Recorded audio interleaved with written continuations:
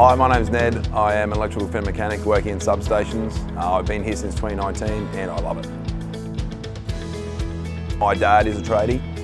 When I finished school, I wanted to earn my own money. And yeah, being an electrician just was something I thought I'd enjoy, and I have. I've loved every minute of it. A day in the life of an EFM in subs can consist of some maintenance work. There's project or capital work where we can be installing, we can be doing some earthing, some cable trays, multi-cores, brand new HV switchgear.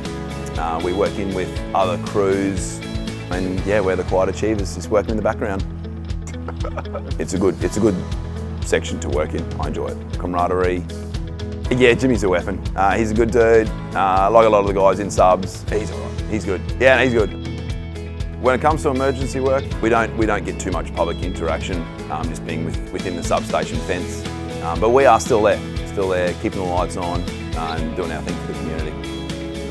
If I had some words of advice for people looking to get into the electrical fitter mechanic world, go for it. And I'm sure you'll love it.